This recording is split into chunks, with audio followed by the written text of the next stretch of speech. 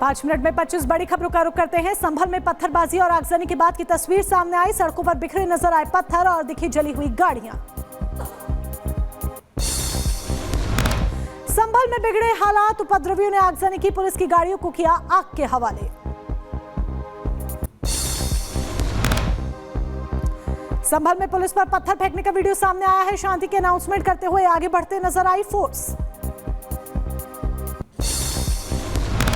संभल में माहौल हुआ तनावपूर्ण, पुलिस की तरफ से की गई हवाई फायरिंग। डीएम का बयान सामने आया, कहा किसी भी उपद्रवी को बख्शा नहीं जाएगा।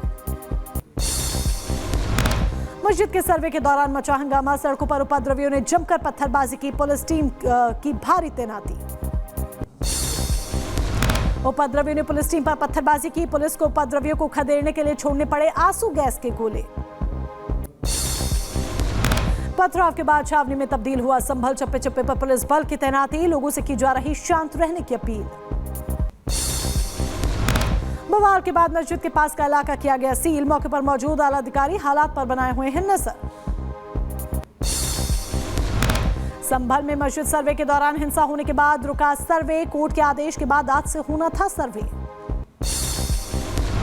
संभल हिंसा पर बोले अखिलेश यादव, कहा संभल में माहौल बिगाड़ने की साजिश सरकार ने जानबूझकर कराई। संभल में हिंसा जानकर सर्वे की टीम को सुबह भेजा।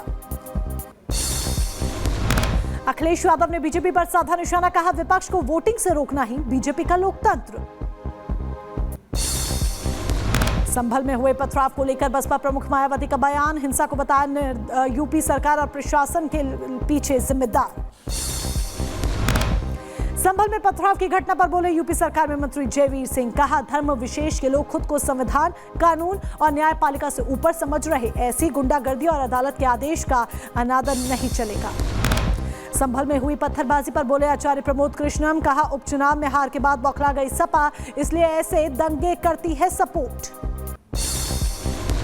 संभल में हुई हिंसा को लेकर सपा नेता रामगोपाल यादव का बयान, कहा अगर बूथ लूटेंगे तो पत्थरबाजी होगी, साथ ही कहा पुलिस कार्रवाई करेगी तो पत्थरबाजी होगी। महाराष्ट्र में सीएम फेस को लेकर बोले महाराष्ट्र स्पीकर राहुल नार्वेकर, कहा 1 से 2 दिन में तय हो जाएगा सीएम का नाम। जम्मू में संदिग्ध विस्फोटकों की रिपोर्ट पर सेना का अभियान जारी, अलर्ट मोड पर भारतीय सेना।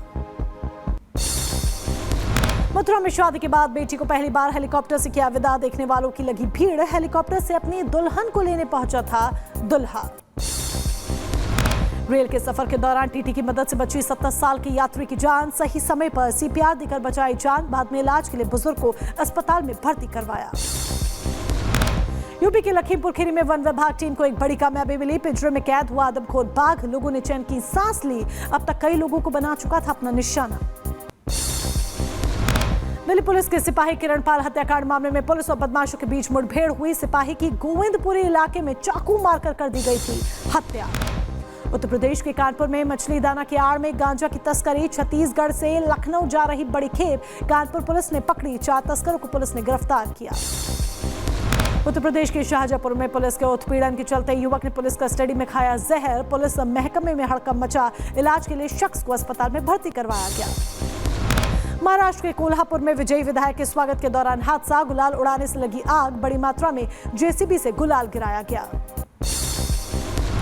यूपी के जौनपुर में हाईवे पर खड़ी कार में आग लगी, कार में सवार 2 लोगों ने कूदकर अपनी जान बचाई, स्थानीय लोगों की मदद से आग पर काबू पाया गया।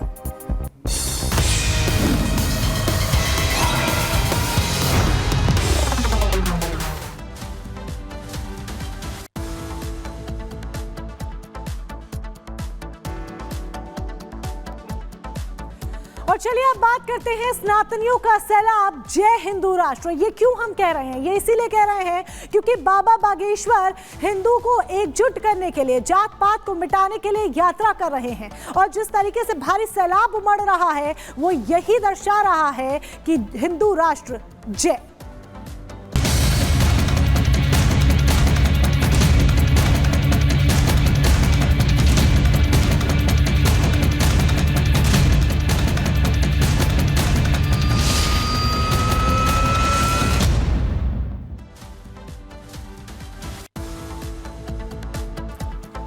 बाबा बागेश्वर ने प्रण लिया है कि सभी सनातनियों को एकजुट करना है। जात पात का भेदभाव मिटाना है और हिंदू राष्ट्र बनाना है और इसी प्रण को पूरा करने के लिए बाबा बागेश्वर निकल पड़े हैं पैदल यात्रा पर।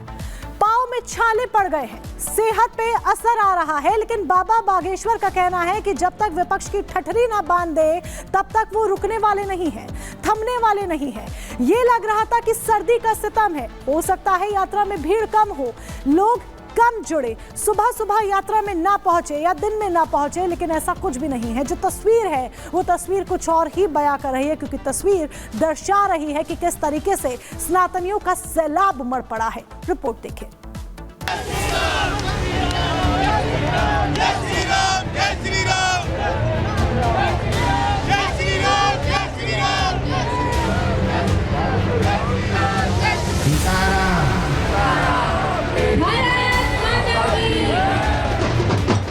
सनातनियों का सैलाब और हिंदू राष्ट्र की हुंकार, इन दोनों को साथ लेकर बाबा बागेश्वर आगे बढ़ रहे हैं। जहां जहां से बाबा का कारवां निकल रहा है, सैकड़ों हजारों सनातनी उनकी इस हिंदू एकता यात्रा में जुड़ते जा रहे हैं। आज यात्रा का चौथा दिन है। नौगांव से बाबा बागेश्वर का कारवां देवरी गेस्ट हाउस की तरफ आगे बढ़ रहा है, लेकिन 4 दिन बाद भी ना बाबा थके हैं ना रुके हैं। हिंदुत्व की जो अलख जगाने बाबा बागेश्वर निकले हैं, उसको लेकर उनका जोश हाई है।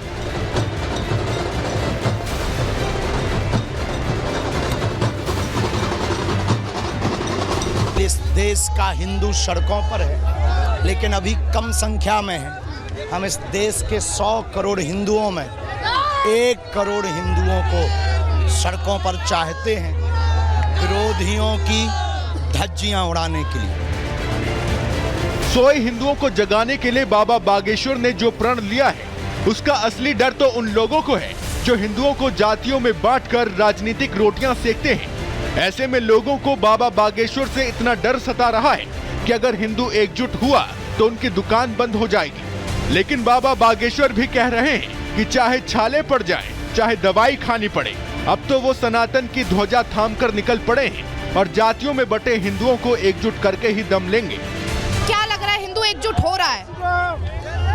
होके रहेगा, हिंदू राष्ट्र बन के रहेगा, जिसे जो करना हो कर ले। आपके पाँव में छाले भी हो गए हैं।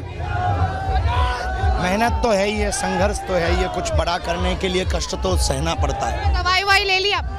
औषधि दोनों टाइम ले रहे हैं। मेडिकल टीम है, सब श्रद्धालुओं के लिए है, सबकी वो मदद कर रही है, तो हमारी भी धीरे धीरे मदद कर देती है। बाबा बागेश्वर पहले भी कई बार अपनी कथाओं में कह चुके हैं कि केवल कथा कहने से हिंदू नहीं जागेगा और सड़क पर उतरकर उन्हें जगाना पड़ेगा, जिसका शंखनाद भी 21 नवंबर से हो चुका है।